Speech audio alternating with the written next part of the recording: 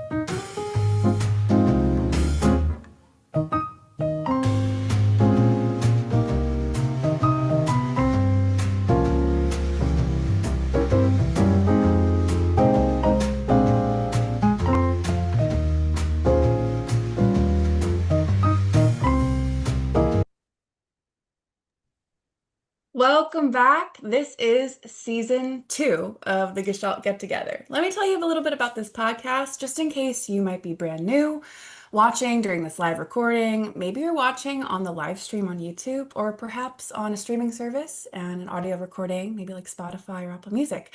No matter how you're joining, glad you're here. The Gestalt Get-Together is your podcast for discussing Gestalt Language Processing, the autistic neurotype, the importance of sensory and acoustic decision-making in our work, and how our field is responding to this growing world of GLP discourse. My name is Corinne Zmoos MS CCC-SLP.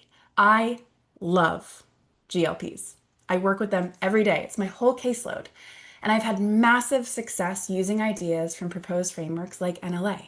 And I also identify myself as lovingly skeptical because I want more information, I want more data, and I want more evidence to support these ideas that I see make kids flourish, but I'd love to know more about why. And I hope that you want to know more about why too.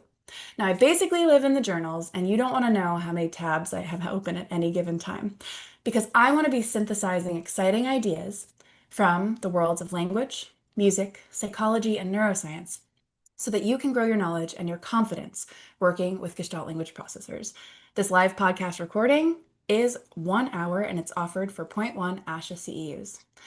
I am looking forward to speaking with my guest this evening about some of her areas of passion. Of course, Gestalt language processing, but also AAC, and this guiding lens of connection over compliance.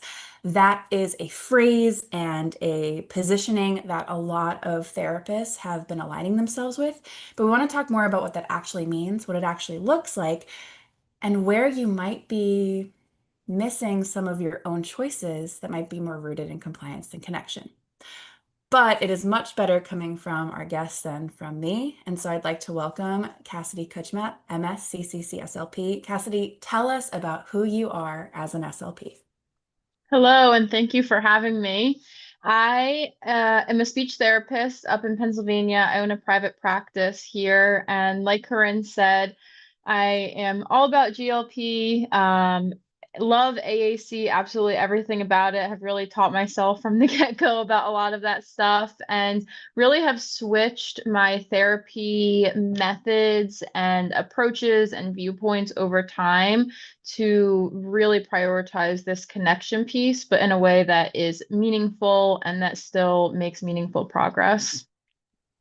So I know part of your career trajectory, you were working in a private autism school as well as early intervention. I'd love to hear, because I think some speech therapists, they move setting to setting. Some people stay in a similar one throughout their career.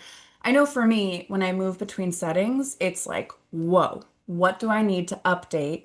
What do I maybe need to leave behind? So can you walk us through how your work has shifted from school to early intervention to now?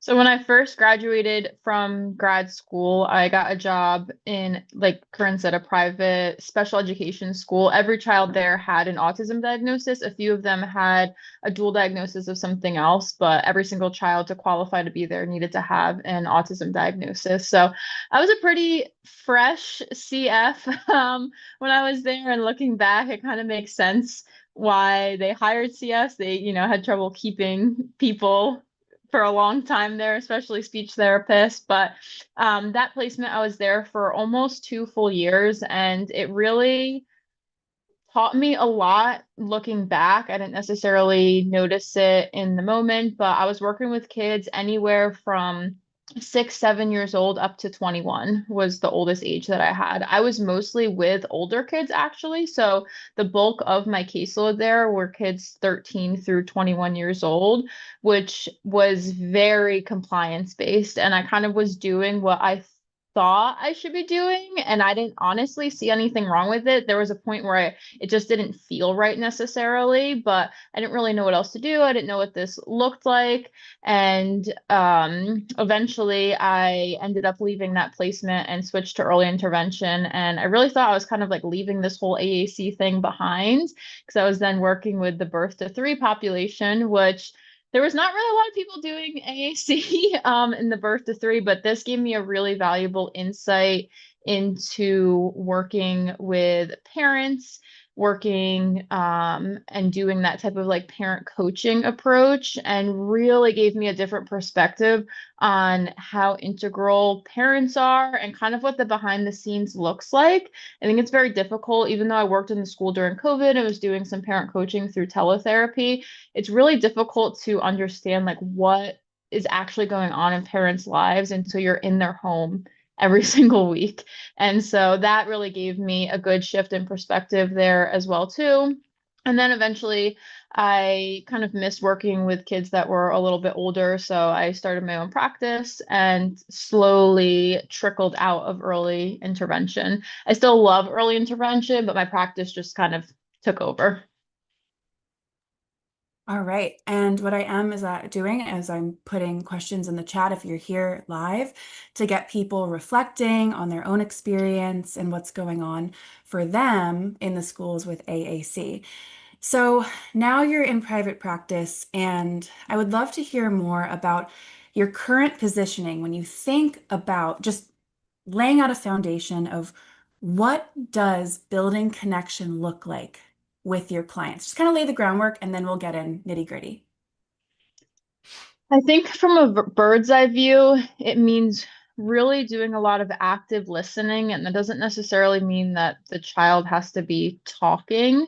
But the same way when you're talking with an adult and, there's people that you feel like before you even, are able to get your thoughts out, like they already have a response ready to go and they're not truly listening to you. I think it's the same for children. We really need to kind of like throw our agenda out the window when we're first meeting them, especially, and just really find out like kind of what gets them going, what gets them excited. And a lot of these kids that we work with are things that it's very unique. And it doesn't, maybe reflect what we expect kids to get excited about. I found a lot, it's really helpful to build a connection with a child. And like, what does that look like? Is if you work with any children that have siblings do this so naturally. I had a little boy in my office the other day that has a little sister, and he just started spinning. And so she kind of looked at him and was like, okay, I guess is what we're doing now, and just started spinning with him. And it was just like true, authentic joy. So really being able to throw out all the things that you feel like you need to know. As my grad student said when she was here in my office, get out of your own way and just truly be present with that child. Now I'm seeing some participation from some of our live guests here for the live podcast and some of the challenges they're experiencing in the schools. We do have a lot of participants who work in the schools. And what they're seeing is that implementation with fidelity, with the strategies that we know can lead to great outcomes, making sure that students have access to their device, even when the SLP isn't present. Someone else shared just getting everyone on board to use it, that idea of buy-in, which in the schools, that's a challenge. I know even in early intervention can give all the information in the world and all the potential benefits, but then buy-in, but also just, is this even realistic? How do we make this work for a busy family? Generalization across the school day, teaching people how to use it. And the idea someone else shared, like people understanding and buying into the idea of modeling without expectation, because that can really go against a lot of like what school looks like and a lot of what other teaching practices can look like. Did any of those challenges stand out to you that I just listed? I think kind of the common theme is just getting people on board. Yeah. And that's really tricky whether you're working in a school or working with parents. And something I've come to learn, I feel like really come across this as being annoyed in all honesty, like, why aren't these parents doing this? Why isn't the teacher doing this? Why aren't these parents following through with these things? And in the same way that we are trying to meet these children where we're at, we really need to extend that same grace to other adults, as much as it might grind our gears internally sometimes.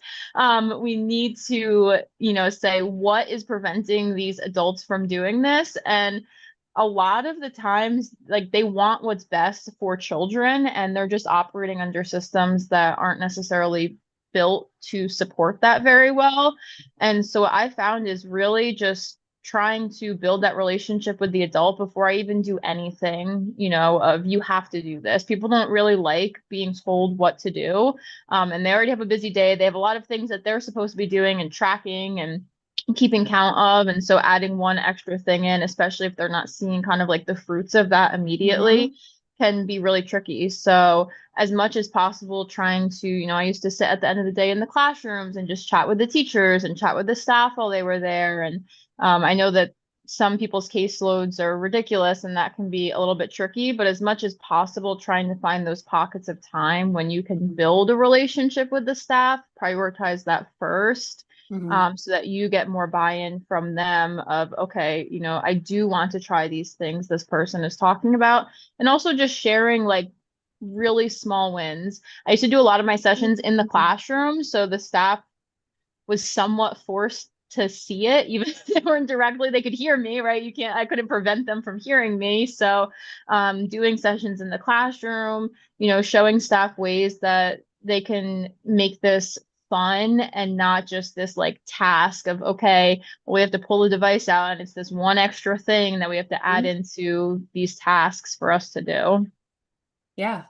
But I'm also thinking about, I think the small wins is a really good angle, because it helps people focus in, even, gosh, even for us, right? When we're Hmm. thinking about like the big picture or all the things that feel like losses, helping to turn our attention to the small wins. I also think about something that was effective when I was doing early intervention in classrooms was having the teacher or the para or the person working with the child come up with their own reason why it would make the day easier. Like what thing or what skill would make so and so's day just a little bit easier? Like think about what routine could could be just a little bit easier, and then they're coming up with the idea. They're identifying their own need or their own gap, and then you can work together to fill that in rather than coming in and being like, I need you to do this and you're doing this wrong. It's that co-creating of how to fill the gap. Did it Yeah, always I work? love that. I think that's a great idea. And it totally like 8 out of 10 times it was still just like, leave me alone, leave me alone. But Right. once in a while it was like, wait, and then you're building the problem solving skill. And I've been hearing from Amy Zabrinsky has been talking a lot about like reflexive questioning with GLPs, and that's a great thing we can use with parents and teachers too, of like, how are we thinking about these decisions? Um, Hmm. so let's stretch it out a little bit more to Gestalt processors. So when I say AAC and GLP, what are some of the first things that pop into your head? Not only for you, Cassidy, but if you're listening live, what pops into everyone's head when you say AAC, GLP? I actually just did a training at the grad school that I was at, and one of Mhm. the topics was AAC and GLP. And one of the first things I said in the beginning of this slide was, I want to preface this that people have very, very strong opinions, and at the end of the day, it doesn't really matter to some degree of following this very strict, rigid thing. There's a lot of good research, best practice principles that we can incorporate when it comes to AAC and GLP. And really, our goal with any kid is what's happening, what are we seeing, and let's kind of work with what this child is already showing us. So that's kind of my off the top of my head thing Yeah. about it. And I think that relates to something that's probably going to come up later in our conversation is about the kid in front of you and being really attuned to them rather than, gosh, I mean, how nice would it be if we had a checklist of this, then this, then this, then this, and then Hmm. language, you're set. It's not that way because AAC we're being very selective about what system is the best match for this child. What is even the language profile? And with Gestalt language processors, there's so much detective. It's you know. Hmm. And so I know for me, when I think of AAC GLP, I think about taking individualization to a whole new level. Tell me about some of the decisions you make when you're programming for a Gestalt language processor. I'm not going too crazy on like adding in tons of recordings and that kind of stuff. Normally, I'm doing a lot of like trial and error and in the moment stuff with programming to see, let me try this before I go super overboard on it and see if it even works. So I had one child that the mom was like, we've tried AAC, it's never worked in the past. And I said, just let me try it. And for this child in particular, I had recorded some of the gestalts that she was using from shows and put them in places that made sense. There was a couple action ones that I put in the actions folder. There was some like description ones that we put in there. And the reasoning behind that was I just wanted to get some buy-in from her and the parents. I wanted the parents to see her use it so they could say, okay, we, are seeing some success with this. And that child needed to feel connected to the device. She needed to know, oh, wait, this isn't just some tablet somebody's giving me to do work with.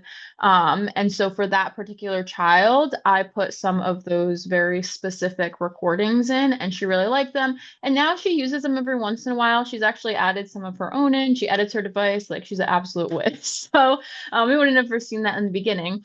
For some kids, though, that's not super necessary. There's some kids that I've just modeled, maybe a phrase on there, actually sequencing the words together, and they're clearly attending to it. They're very interested in it, but I kind of was just figuring that out. Okay, let me try this and see what this looks like and see if they're interested in it, if they seem to not really care what I'm doing at all. Are they responding to it? Not necessarily touching it, but responding in some sort of way. And then if the answer is yes, like let's move forward with that. There's, as there's not a lot of research out there on here's exactly how to do this. And I don't know that we'll ever have that because I really think it's very individualized to what that specific child needs. So when it comes to programming, I'm not going super overboard, and I'm really only adding in some of those things if I feel like the client is benefiting from them and if they show that as well too.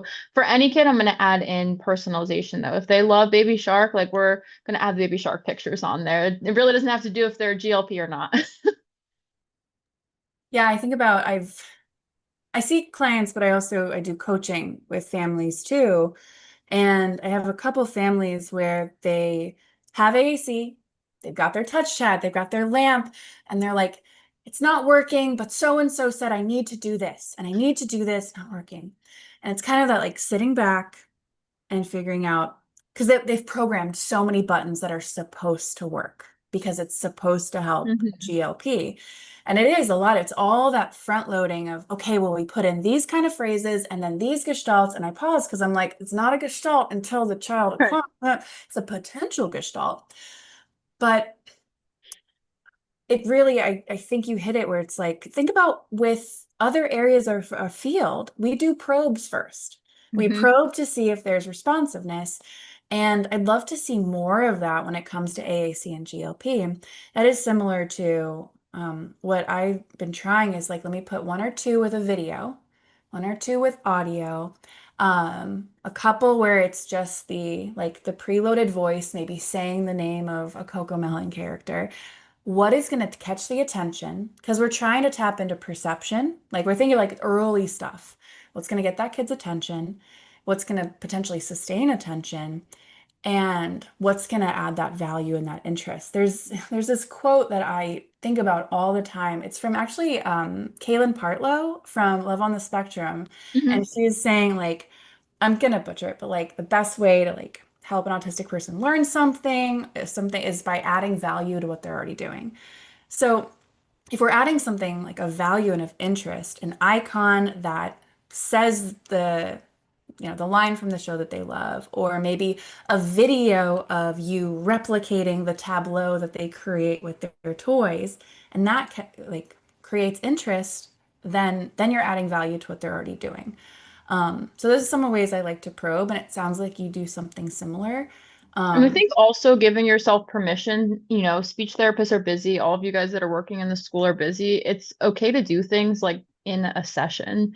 I just had a session a few weeks ago, and the child is like really into Sesame Street, and she likes deep voices. She likes a lot of like animation and dramatic effect. And I'm like, you know what? And I just stepped in the room. I told her mom, I said, I'll be right back. I took the device and on the Cookie Monster button, I just recorded my voice. It took like 5 seconds saying Cookie Monster, like in that Cookie Monster voice, and brought it back out. And like you said, I was just like, hey, look what I just did, and showed her. And she lit up and was so excited about it.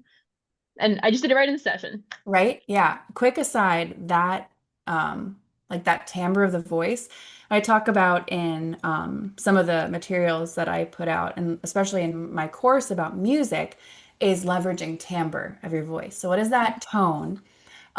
What is the way that, I mean, it really speaks to the underlying emotion. And what I talk about a lot in the timbre section is that timbre is one of the first acoustic things that's perceived by the brain and processed because it signals safety versus danger. It signals the gender or the species who's producing a sound. It helps us know water versus crackling fire.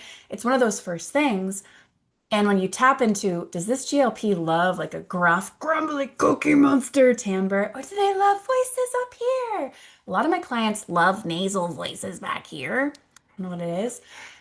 But that is why I really enjoy like that individualized program on AAC with recording our voices or just pulling the raw material, original Mhm. material, because that those timbre cues, if they tap right into safety or feeling more activated, the emotion underneath it, timbre is such an indicator for emotion. It's going to be way more motivating and interesting than just Cookie Monster, you know? So timbre is just an aside I wanted to put on there. But yeah, I think the programming during sessions, I love doing that for a couple reasons. One, I love seeing families build their skills and getting comfortable programming. And I will narrate my mistakes. I'll narrate my errors. Like, oh my gosh, I always hit that button by accident. So they can see like I I'm figuring this out too. I'm still learning. Mhm. But also the child gets to witness the programming. And I was just on a call today with one of my coaching clients, and she was trying to figure out how to do a visual scene display. She had a great idea for putting a map in there. And then her child takes his AIC device and he just starts programming all his own buttons because he's been able to watch that over time and witness people doing that programming. So I love doing it during sessions. I agree. Mhm. Yeah, me too. So we're talking a little bit about AAC, pulling into GLP, and what you just talked about of like doing it in session, talking to the family, trying things out.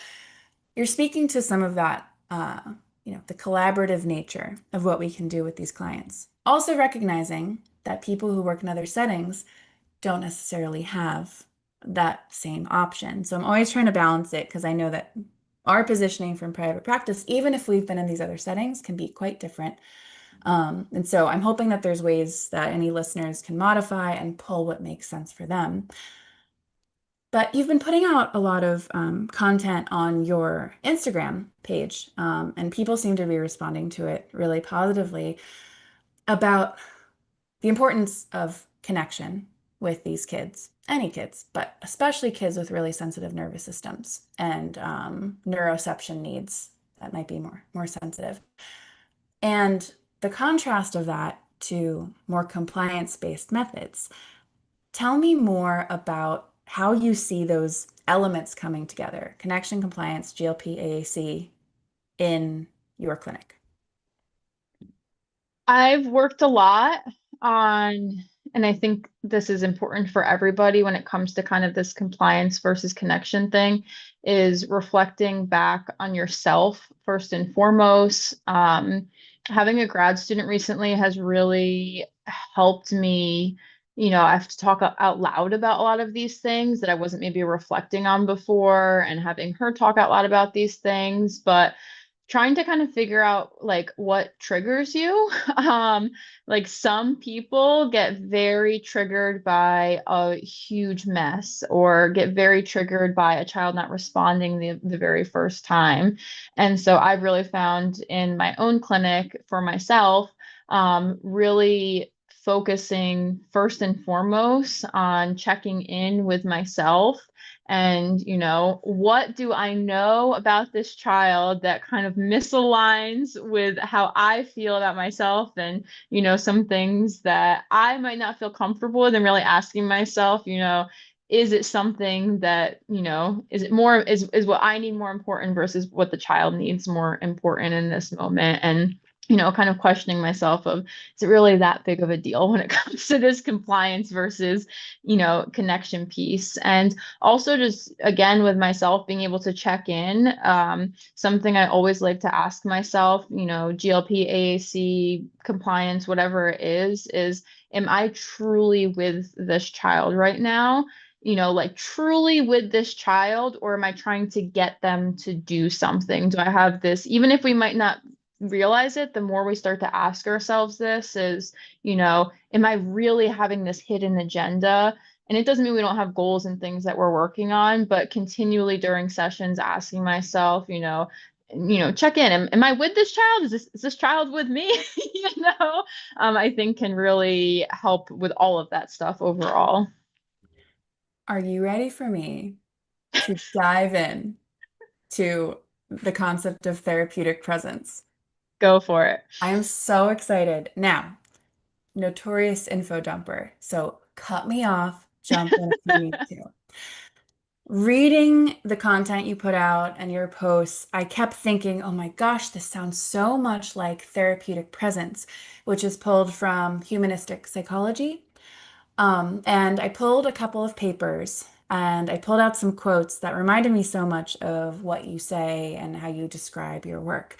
And what you just said reminded me so much of a quote from, there's a paper called Therapeutic Presence, Neurophysiological Mechanisms Mediating Feeling Safe in Therapeutic Relationships. It's from 2014 and it's by Geller and Porges. And that last name I just said might remind you, and it's from polyvagal theory, which I want to learn everything about polyvagal. I'm starting to become familiar with it. Yes, it is. It's so well, it integrates so well with working with GLPs. And I am going to put the link in the chat for those of you joining live if you want to check out that paper. Okay, here is one of the quotes that just perfectly lines up, I think. Let me know if you disagree with what you said. Therapeutic presence involves therapists being fully in the moment on a multitude of levels, physically, emotionally, cognitively, and relationally. What you said about triggers then brought me to the next quote I pulled, which is the experience of therapeutic presence involves A, being in contact with one's integrated and healthy self, while, so it's like, wait a minute, it's actually about, sorry, I'm pausing the quote there. Wait, my work actually has a lot to do with how I feel about me, my integrated self. That might be a big conversation and a hard thing for a lot of people that, like, oh, I have to know me to show up for these kids. Let me continue the quote. While B, being open and receptive to what is poignant in the moment and immersed in it. And C, with a larger sense of spaciousness and expansion of awareness and perception. Thoughts?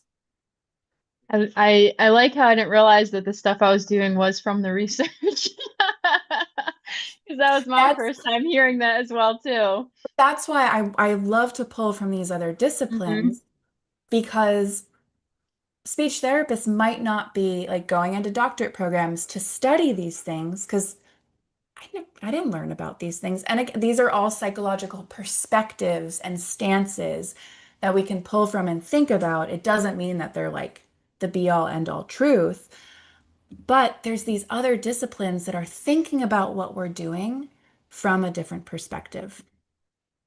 And I also think it's very easy to overlook that stuff. Mhm. And as speech therapists, we're looking for this answer of, okay, well, I want this very specific, tell me this one concrete thing to do.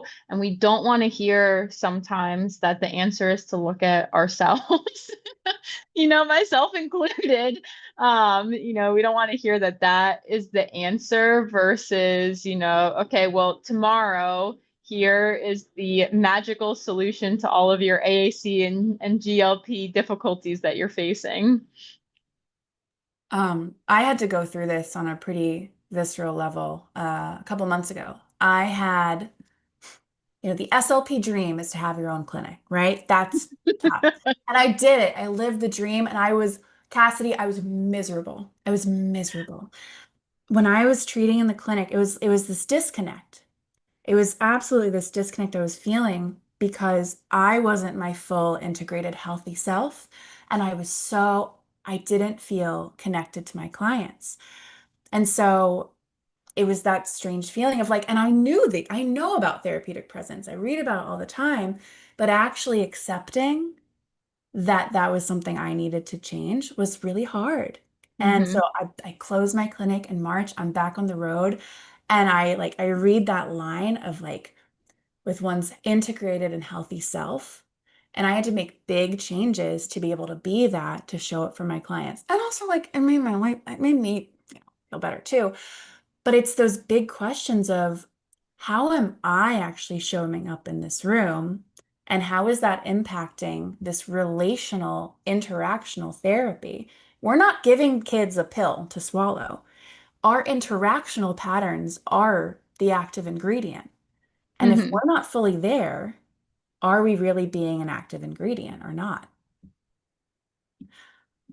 All right. You ready for the next quote? I'm over quoting you. There's just so many good ones. Okay. This one, and I'd love for those of you listening live to, of course, if you hear anything that stands out to you, please put it in the chat. And this is all still from Therapeutic Presence, the 2014 paper, and I posted the link in the chat for you guys to check out.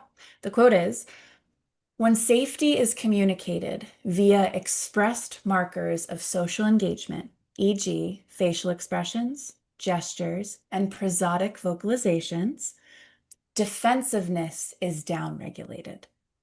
Cultivating presence and engaging in present-centered relationships can therefore facilitate effective therapy by having both client and therapist enter a physiological state that supports feelings of safety, positive therapeutic relationships, and optimal conditions for growth and change. Any thoughts?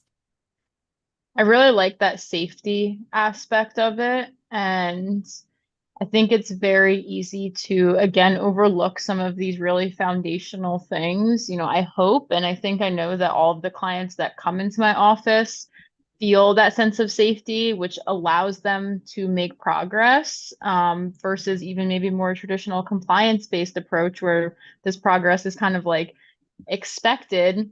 And when they're here having, that safety and those signs, like you had said, of safety, like the facial expression, some of those kinds of things, I really like to take the time and I've made goals around just shared enjoyment. And I take insurance, like I'm not just, someone that's saying, hey, I just take private pay, I make goals for whatever, right? Like I take insurance, I am subject to a system as well too, and that is therapeutic, creating some of these goals for that shared enjoyment, which like you said comes back to that sense of safety, which is integral, to everything that we do. And it's also really important when, even these kids that you might have a good relationship with, when something doesn't go according to plan, or I'm evaluating these kids' sense of safety every day that they walk into my office. So just because they were great 2 days ago doesn't mean that when they walk in today that we're going to be at that same place.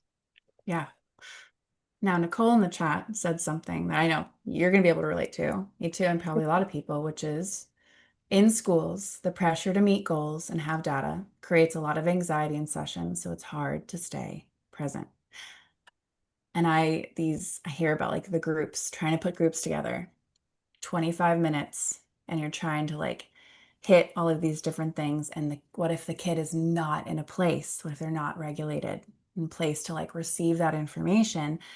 And so I think we can start potentially to talk about like what could it look like to cultivate safety with GLPs if they're using AAC in that more pressured environment. But also I'd love to hear if anyone here listening live has ideas too. When you hear that, does anything come to mind about small ways to create that shared physiological state in a pressured environment? I think as speech therapists, kind of collectively, and I know I might be generalizing a bit, is that sometimes we put pressure on ourselves that other people aren't putting pressure on because we feel like, well, we have to show this. And I found even when I was working in the schools that it's okay, especially in the beginning, to take a few sessions to really focus on developing this sense of safety. And often you're actually going to, see more productivity, so to speak, towards goals if you're able to take some time to really focus on this. And you can still write notes and still, note the child's engagement and, things like that as well too. And another thing I found, which I know this takes time in schools, I was in a school, is really looking at the goals and saying, maybe there's a way we can reword this that we're not putting this pressure on ourselves. The child has to request 8 out of 10 times or something in the session, because then it becomes about getting 10 times during the session. So I don't write goals like that anymore. And I think sometimes shifting the way that we're writing goals, I still have goals for kids of requesting items, but it might switch to they'll request 3 different items, during the session, and we're still doing it in a very connection-based way. But there's not this pressure of, okay, well, I have to hit this many trials to show this data percentage. It's still data. It's just, looked at in a little bit of a different way. Rethinking goals was where my mind went first. Thinking about when I look at IEP goals of my clients, I see a lot of them are very much like top down, of like word focused. We're speech pathologists. Of course, we want words. But I think if we're setting, short-term goals around words, then we're always trying to get there as soon as possible without maybe paying enough attention to the fact that we can quantify pre-linguistic skills. Hmm. We can quantify the heck out of them.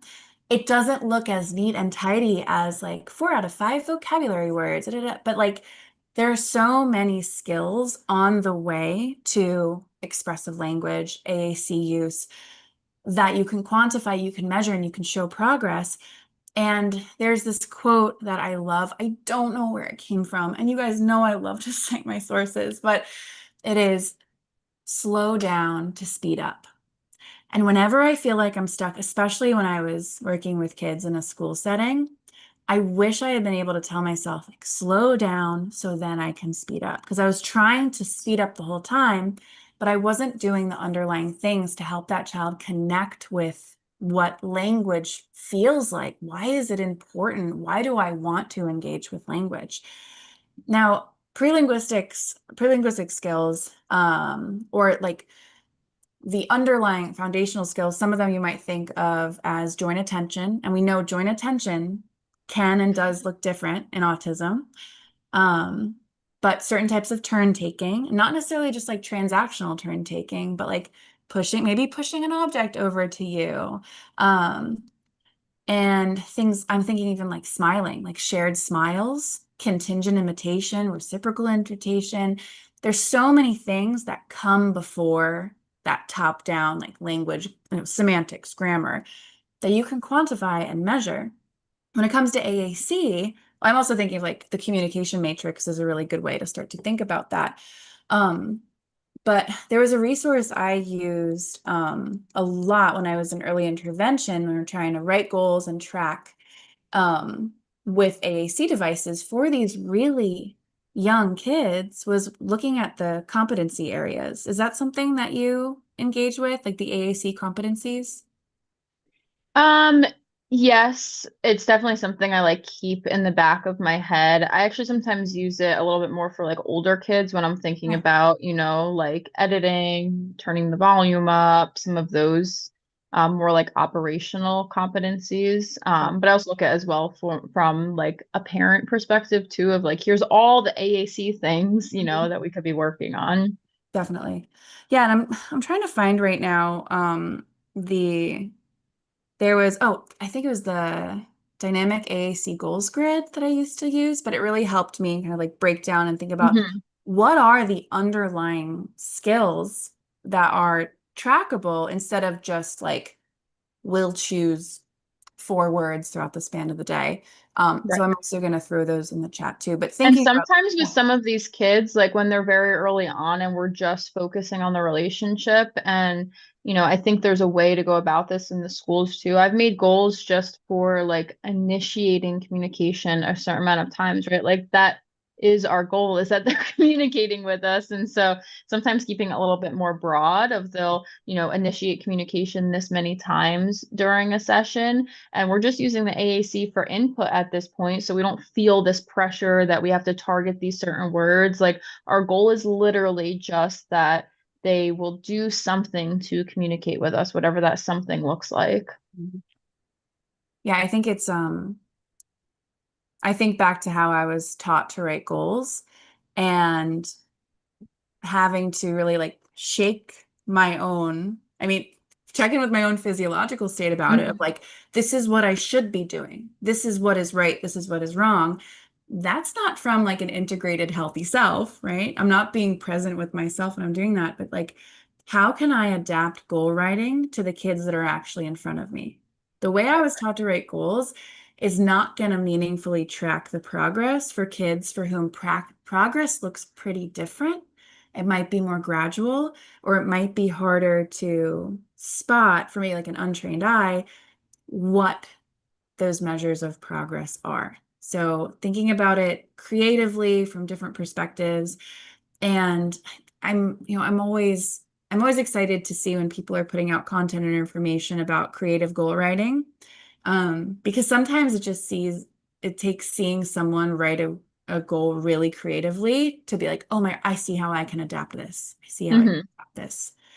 Um, I'm seeing someone shared that in the chat. Sometimes when I think I have to do something that, quote, proves I did enough or the right thing for the student or the expectation of the supervisors, schools, insurance, I remind myself that we need naturalistic experiences to communicate. We need to learn about what they like, what they don't like. We need a relationship with our client. And there are ways to monitor for what they are doing that still meets the goal, but gives the client time to get comfortable, build routines, and learn from me. Crystal, that was beautifully written. Beautifully written. And that's so true because if we're so focused sometimes on getting the data, we put so much pressure on ourselves that if we just gave ourselves a little bit of leeway and permission, we'll get the data later on. Yeah. And also just challenging your own ideas about what data looks like. Hmm. There are so many ways that we can interpret the experience the person is having in front of us and like track we can quantify things that I just keep going back to like how I learned to do it. And it was things like you could really count, you could really see. There's so many things with Gestalt language processors that you got to look like 1 or 2 layers deeper and be like, no, that's data. That's progress right there. Right. So, and it kind of reminds me of like it brings me to when I think about like in a school, even in like early intervention settings, really across so many settings with kids is, and I mentioned this before, where we wish and we want that there was just that list of things to do. What do I do with GLPs? What do I do with AAC? A big, big question. Um, and of course, I found some quotes from another paper. It's also about therapeutic presence because I think you talk so much about this connection. And I'd love for therapists, and well, we have parents too who listen, who want to know how to bring these ideas into their homes. Thinking about how can we really tap, like, what can, trying to find my own words here. What are the ways that we can think about like how our own choices come through to connect? Because I think a lot of people just throw out like connection over compliance, and then other people are like, okay, but how do I do that? What does that mean? I get it. It sounds really nice, but how do I shift what I do? Um, there's this quote that I might plug into that a little bit. And what's interesting is they actually reference it. They reference Gestalt psychology, which if you haven't looked into Gestalt psychology, it's really interesting to see the overlaps. And there is a previous podcast episode where I look at the 6 Gestalt principles by Max Wertheimer, and I try and share the connections I see between Gestalt principles of how we perceive the world and Gestalt processing. So you should go listen to that. Also, use your code Gestalt33 if you want a free episode. But here's the quote, and this is from Congruence and Therapeutic Presence. It's by Greenberg and Geller all the way back in 2001.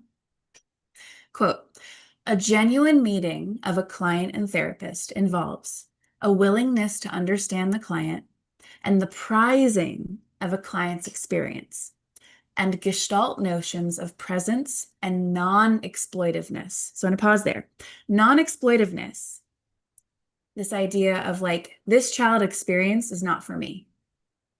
But if I'm thinking like, okay, I got the data because I got to prove that I'm a good therapist and I got to, then is that, are we almost, this might be an overreach and this might be uncomfortable. So feel free, anyone, to push back this idea. And I'm going to speak from my own experience here. That like, if I'm trying to mine a child's experience in front of me for me to feel better or for me to feel safe, then is it really for them or is it for me? So this idea of like exploitiveness of that interaction, and that might be a huge overreach. But continue the quote. Therapists need to operate both with a genuine desire not to have power over their clients and with a belief in the therapeutic importance of accepting their client's experience as valid. Finally, they need to be fully present and in contact with their clients as well as themselves. So that idea of like a genuine desire not to have power over their clients. You brought up that idea of like thinking about your own triggers. Can you share about like, because one of the main ideas from this podcast that when we were planning it is noticing and kind of pushing back on the subtle ways that you might be enacting compliance or asking for that. Can you think of any other situations, maybe even like beyond AAC, where that might come into play?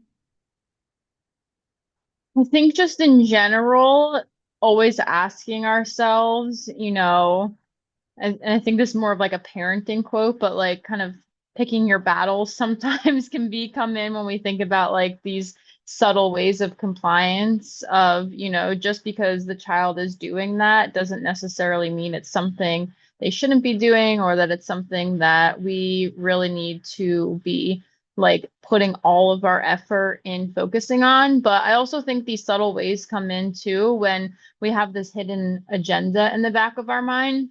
I don't think my grad student, my previous one, will mind me sharing this story, but there is a child that comes to my clinic and his family is absolutely wonderful. And he is one of those kids that, he knows when you have those very subtle ways of trying to, get him to do something or to try to, have some sort of level of control. And he was one of the first kids that I had kind of transitioned her to work with. And I just said, I don't want you to think about any of his goals. Like, I just want you to try to get him to interact with you. And that's it. Just like, do that. And I kind of knew I was throwing her into the wolves, and she was a great sport about it. And after the session, she said to me, that was so hard. He pretty much ignored her the whole time. And she is a great therapist, and she wasn't necessarily doing anything wrong. But what was happening is because it was a very new situation, he was playing with these little character items and she was trying to play with him and, kind of without realizing it, adding her own ideas in. And that's, I think, kind of how that subtleness can show up is, we might not be trying to control the play as a child is doing, but with some of these kids, we are when we're adding things in. And that's kind of why the child was like, I'm not really a fan of this, but like, I'll stay near you and like, I'm cool with you playing next to me. But that back and forth interaction isn't there because of those very subtle things, of trying to control the play, even though that's not, what she was thinking of, when she was going into it. She was like, I just want him to like me, and get to know him and that kind of stuff. And by the end of her time with me, I mean, he was one of her favorite kids and would, play with her the whole time, was chit-chatting with her back and forth. But I think we deal with that a lot with these kids when, you know, we need to really ask ourselves, like, whose idea is this? Am I imparting my ideas onto this child? And is that showing up to them as, kind of losing that sense of trust, that sense of safety? Is it kind of turning into this compliance? Oh, well, like they keep showing me these ideas, the therapist. So, like, now I kind of don't feel this same interaction. And just again, it comes back to really evaluating each child individually and like when that is appropriate to do and when it makes sense to do. But I think that is one of the biggest ways, especially with people that are trying to do child-led therapy and aren't feeling successful with it, is sometimes we are still having these really small like pieces of control that we don't realize that we are enacting. Especially if we have no idea that we're intruding upon a cognitive gestalt Mm-hmm. because it's not visible necessarily. There might be signs, but that's something where this past, I'd say like year, I've been really pushing myself to step back. If the kid is ignoring me or there's rejection there, I'm like, I'm stepping on a cognitive gestalt right now, and it's my job to figure out what it is. And it might be that the arrangement of objects is extremely important. And I think I have the best idea in the world. Like, let me put a hat on this character. And that is breaking the cognitive gestalt of how they want things to be, to feel safe, to feel good, and for the play to actually feel like play to them. And so, really thinking about zooming out, is what I'm trying to enter in on a cognitive gestalt that they want preserved in a certain way? Am I trying to like bring in, and it might feel so playful. It might feel so natural, like this is a great idea. I bet they're gonna love this. But to them, it's almost like tainting the original idea that they have, which can feel really unsafe. So it's kind of this pullback of, would it be therapeutic just to be with them while they follow through on creating this tableau or gestalt? Or can I get really creative about a way to gently stretch that type of play, add something that might feel safe to them, which is a conversation for a whole other episode because there's so many different cool play techniques to help stretch and pivot with that. But that's something I think about a lot of the time when I'm enacting and try like my own agenda is I'm like, I have the best idea for how you can play. And it actually feels really, really unsafe to that kid. And it really comes back to that question I always ask myself of like, are we truly with each other, me and the child, versus, am I trying to get them to do something? And I know a lot of people look at that as like, okay, well, then are you just doing nothing, right? And I think sometimes we have this very all or nothing mindset, but when we can put that at the focus, those kids are going to feel trust and safety with us. And then they will be making progress and be doing more things, because that foundation is really, really solid. And it's a foundation of signaling back and forth. Again, Hmm. this idea of top down versus bottom up, if we're just thinking about semantics, syntax, and that's what's driving us, are we really providing intervention or interactions that build that signaling back and forth? And that is the foundation. It absolutely is. Really, only from there can we get to authentic language on top. And so it looks like doing nothing, but what is really happening, if done well, is I'm sitting in a way that signals to that child that they're safe. Maybe I lean my head down, and that provides a visual signal that I'm interested. It's these subtle signals that communicate without words. So then eventually we can get to words. We Hmm. have to start somewhere that really like, looks like work if you know what you're looking for. Hmm. I do want to share. So, one of our participants, Taylor, thank you so much. There is a clarifying point. Um, A lot was I left out a lot when it comes to Gestalt psychology versus Gestalt therapy, and there's an important distinction between those two. So if you're looking into learning more about those, if you're interested in like the foundations of the psychology, like with I'd say like more like the perception, to look into the psychology part of it. But if you're interested in like the interactional patterns between humans and Gestalt therapy, to look into that as your search term. So thank you, Taylor. I appreciate that. Now, we're coming close to the end of this episode where we talked about, of course, AAC and GLPs, and we talked about connection and compliance. I held everybody hostage with therapeutic presence, but I want to make sure that we have a moment for any questions for those of you who are participating live.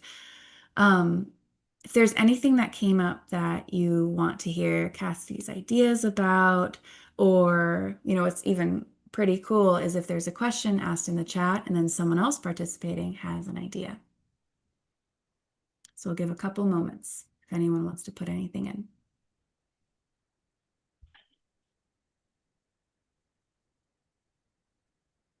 You know what? While we're doing that, Cassidy, can you tell our listeners about where they can find your work and if there's any ways to keep learning from you?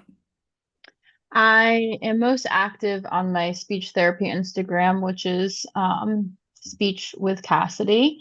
So you can find me on there. Feel free to DM me on there. That's where you'll have the most success with reaching me or, getting to know a little bit more about my therapy style and practices and stuff as well too. I also have a website, speechwithcassidy.com. So same as the Instagram handle.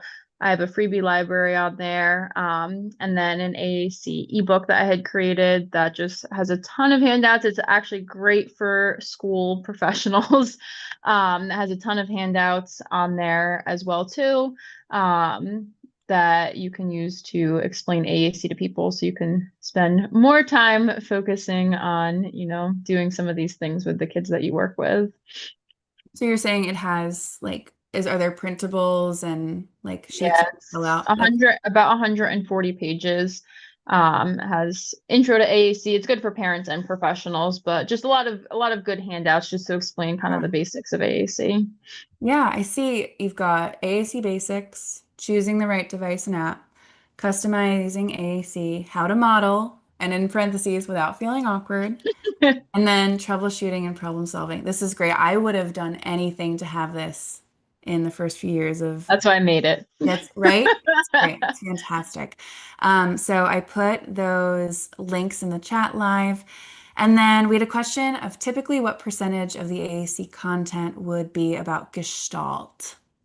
Are there references in your work to GLP or is it mostly just AAC as a whole? There's like a small section that kind of talks about GLP. I'm not sure if that exactly, Amy, was what you were asking about, was in reference to that. But again, I think when it comes to AAC and GLP, sometimes we really overthink this a lot and we're looking for this like, if you have a GLP, here's exactly how you program this device, when really we can be just looking at good AAC practices and implementation. Modeling still matters. Maybe certain strategies like modeling a single word first doesn't matter as much necessarily, but and that's kind of alluded to, but for the most part, like the basics of AAC, setting up AAC devices, personalization, all the modeling things, aided language input can be applied to the child that you're working with in whatever way best fits their needs. Great. I hope that answered Amy's question. And then Kelsey, I see that you raised your hand if you want to throw your question in the chat. I think that'll be the last one that we have time for. So we've got the list to, oh, accidental hand raise. No worries. Just a cool little gesture. Okay, so let's do some final remarks here. I do want to thank you again, Cassidy, for sharing your ideas and trying to kind of bring all these things together. The first thing I want to say is if you or someone you know, now those of you who are here live, this wouldn't apply to you, but if you're listening to the recording, if you or someone you know would like to get an ASHA CEU for free for an episode like this, you're driving in your car, you're listening to it anyway, do you want credit? You can use the code Gestalt33 to get a speech therapy PD course for free. Now, what's important, if you are joining us live and your state license requires live CEUs, which I didn't know about, we don't do that over here, but if your state requires it, please be sure to complete all the course modules, including the one that says complete course, before the end of the day on your Speech Therapy PD account. Thank you all so much for joining this evening. I hope that you'll come back for another episode. We look forward to seeing you again on Speech Therapy PD. And once again, thank you, Cassidy. Thank you for having me. Thanks, everybody. Good night.